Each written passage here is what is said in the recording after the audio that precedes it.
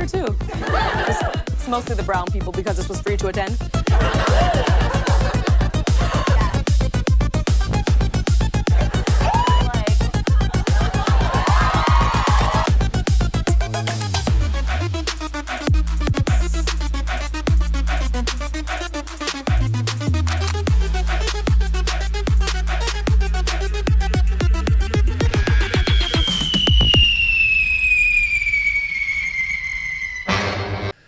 Ah, yes, A Little Late with Lilly Singh. I don't know if you knew this, but Lilly Singh was the first bi female woman of color to ever host a late night show. And apparently, NBC thought that was all it would take because the writing was an abomination. Lilly Singh is unfunny. Her audience, even before getting this late night show host, was clearly 8-year-olds. They weren't up at 1 a.m. to watch her be unfunny on late night television. And the show was a disaster from the very beginning, being a anti-male driven rhetoric woke comedy show.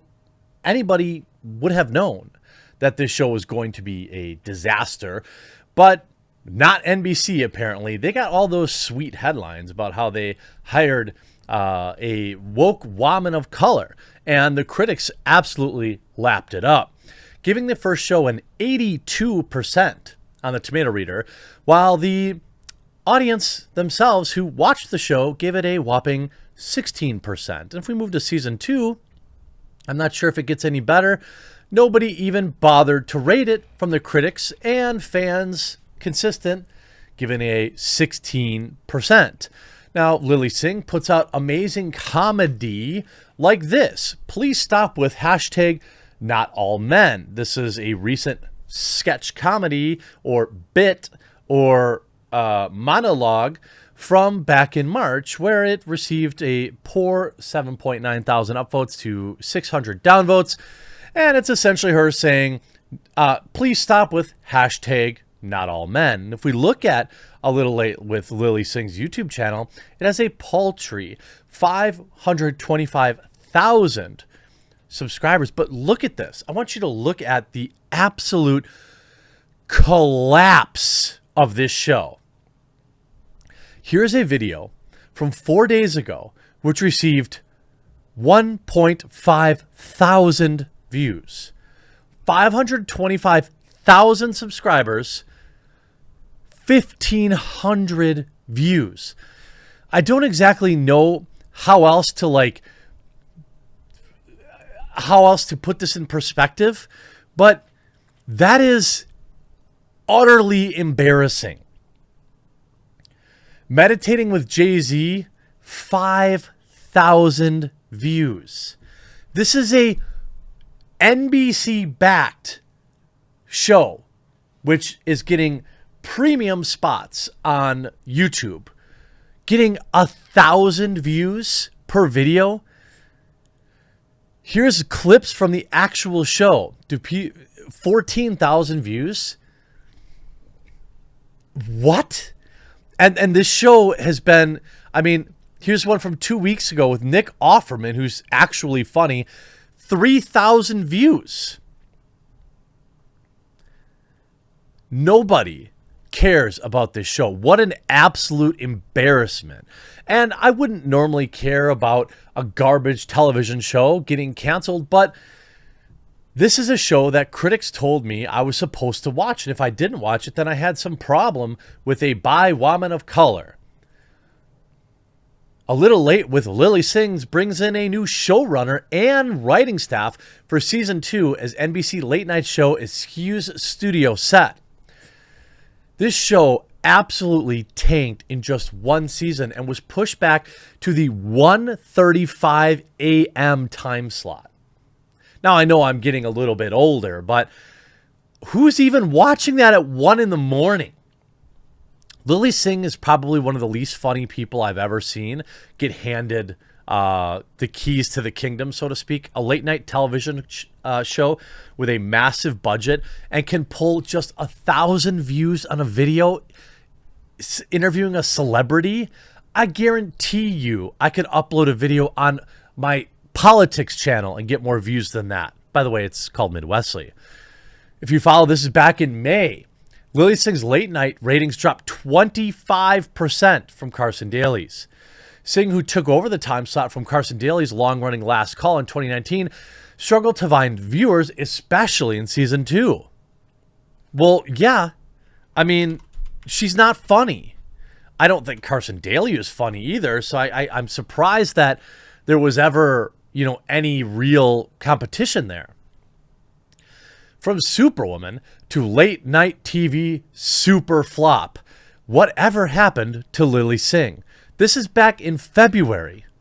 YouTube sensation, producer, author, and now late night talk show host, Lilly Singh has broken several glass ceilings in entertainment, most notably as the first Indian woman who ever owned late night talk show host. That seems unlikely. There's none in India?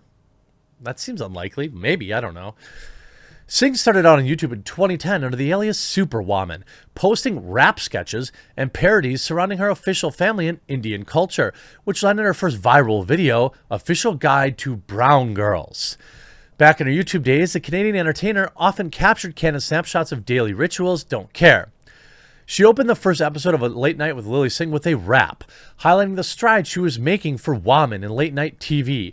Her monologues often center around topics she discussed on her channel, and some commentators argue that she struggles to keep it fresh. Unlike her fellow late night show colleagues, Singh decided to avoid politics altogether, opting for broader subjects like dating and race. I mean, who doesn't want to tune in to a late night talk show host to talk about race? The celebrity interviews better accentuate Singh's talents due to her natural ability to engage with her guests. According to Variety, the show's initial ratings matched up with Carson Daly's program and was renewed for a second season. But despite the preliminary praise she initially received, Singh has lately been under fire for issues that have been riding under the surface for many years. First, the comedian has been criticized for frequently identifying as a bi woman of color, so much so that she publicly addressed it in a passive defense that many of her sketches revolve around the fact that she isn't a straight white man. And while being brown and bi are real experiences from the former YouTube star, she seems to parade those labels around like a trendy new pair of jeans. On a more serious note, Singh has received backlash for predominantly adopting elements of Black and Caribbean culture, especially rap, in her videos. Her formula often entails rapping in baggy sweats, bold jewelry, and the occasional backwards cap. Yes, Singh indeed did grow up in Scarborough, Toronto, an area with significant Caribbean population, but she isn't Caribbean or Black. Singh profiting off Black culture represents a larger problem in the industry. I mean, this is literally an article that talks about a little late with Lilly Singh not woke enough. And then most recently, as of just the other day, unfortunately for, I guess, everybody who likes terrible cringe comedy, Lilly Singh's network late night show to rap as she turns to quote unquote new projects. I mean, I don't think she's ever going to be relevant again. I don't think you get a late night show, completely tank it, and then get another late night show. Although maybe that's happened before. I don't really know. I mean, I don't think that it was Conan O'Brien's fault that ratings, were an issue for him. I guess there probably have been. After just 2 years, Lilly Singh's late night show talk show host is officially coming to an end. The Scarborough-born comedian made history with her show, A Little Late with Lilly Singh. Yeah, she made history, and now it's history.